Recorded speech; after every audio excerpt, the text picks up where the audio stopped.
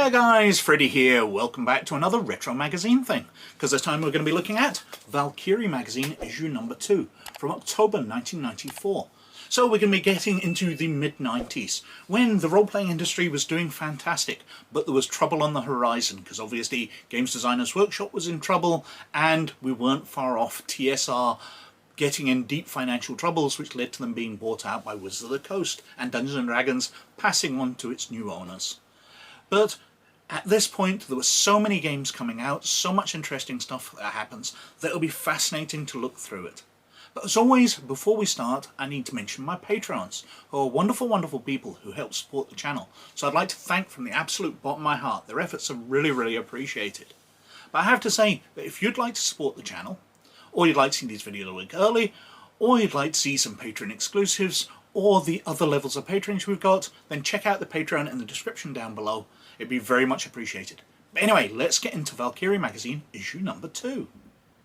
So, this is Valkyrie Magazine, Volume 1, Issue 2 from October 1994. Now, Valkyrie Magazine is a nice mix of role-playing and various things around it. As it says, tabletop RPGs, computer RPGs, RPG literature, miniatures, and reviews.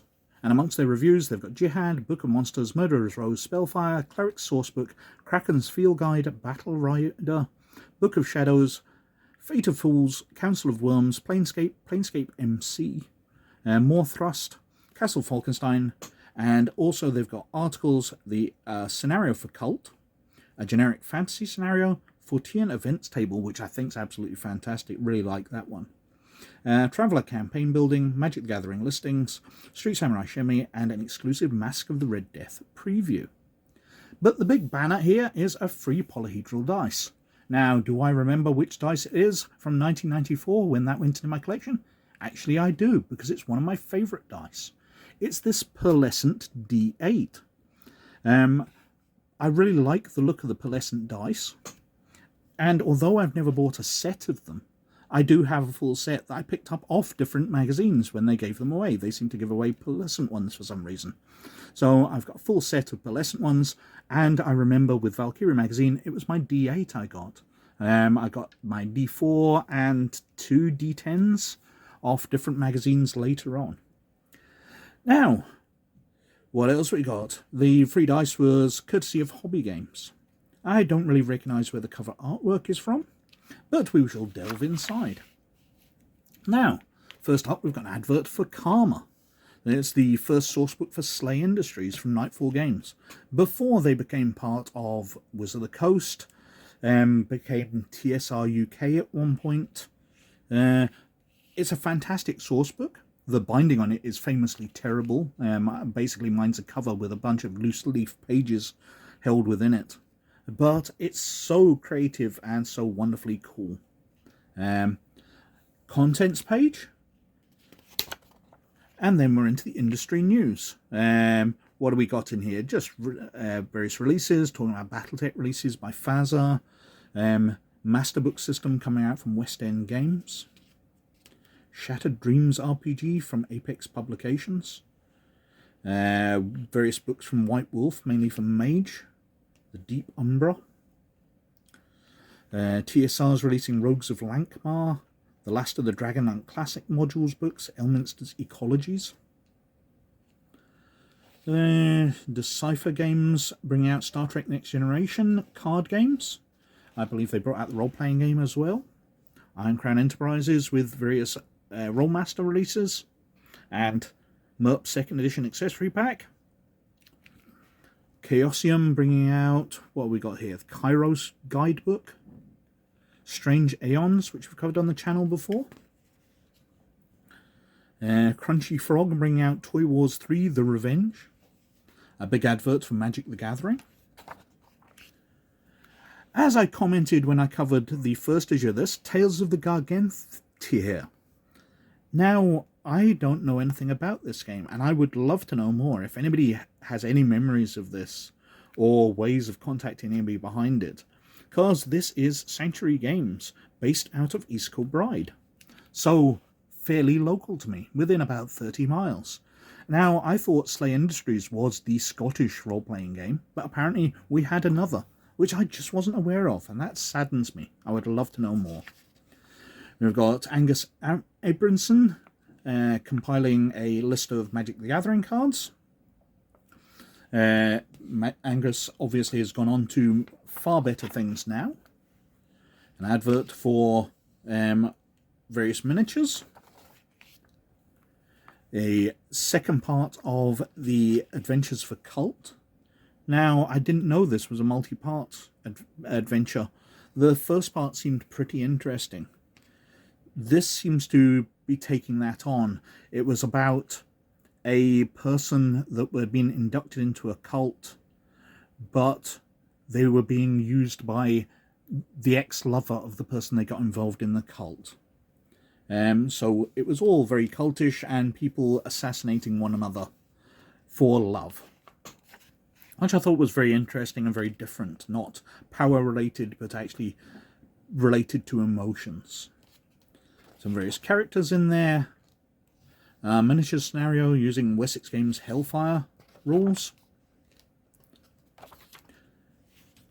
What else we got? Spieler's Fairground Attractions, a fantasy RPG setting, so people are finding a magical fun fair. Things Just Got Stranger. Now these are random events, Fortean events, so really odd ones, and I think I'd love to throw these into virtually any game. Roll an 8.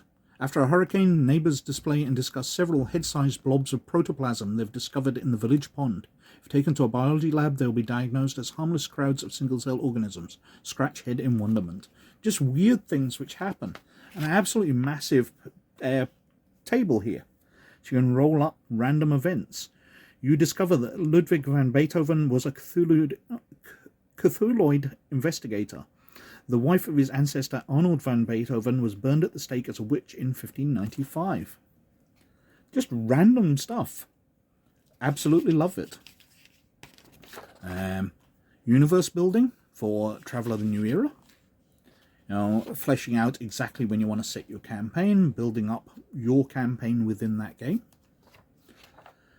Street Samurai Shimmy for Shadowrun 2nd edition. And basically this is extended rules. So talking about how to improve dodging and body rolls. How to handle full auto and burst fire. Just making things a bit more fun for combat. On to reviews. So we've got Jihad, Book of Monsters for Call of Cthulhu, Murderer's Row for Heroes Games, Spellfire from TSR, Cleric's Sourcebook for Torg, Kraken's Rebel Operatives. I can't remember if I've covered that. I've covered a lot of Star Wars stuff. One of the Kraken books I've got covered. Battle Rider for Traveller New Era, Book of Shadows for Mage,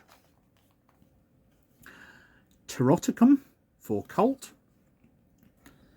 Fate of Fools Pawns of Destiny, an adventure for Elric from Chaosium, Council of Worms campaign setting.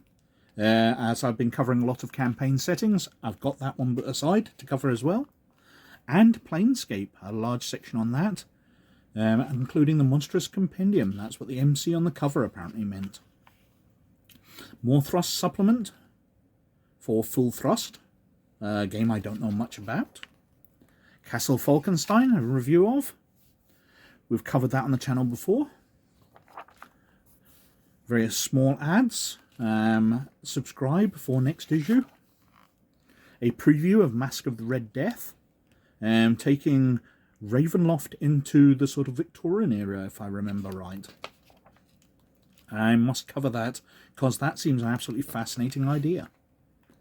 Roleplayers library, including a couple of Quantum Leap books, the Discworld Companion, CJ Chera book Foreigner. What else we got? Letters page, various small ads, various conventions going on. Advert for Nephilim. Recommended for grown readers. Soldiers of Fortune, so various miniatures and things, including alternative armies, Grenadier UK, Heartbreaker, Micro Machines. an RAFM. And we've got a nice little advert for Harlequin Miniatures. And back cover, not very well sized because we've got lots of white space at the top and bottom. We've got Dark Earth Legends, fancy role-playing interactive campaigning. I have no memory of that at all. Seems kind of cool. So, that is Valkyrie Magazine, issue number 2. And the dice I got with it. So that was Valkyrie Magazine, issue number 2. Loads of great stuff in there.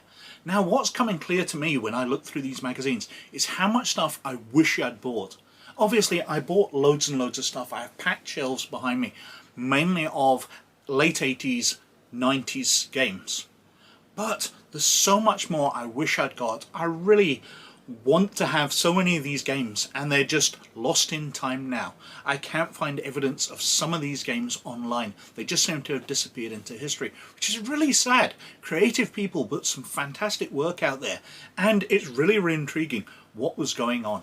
But sadly, I can only capture what I've already got and buy some things on eBay when they become available rather.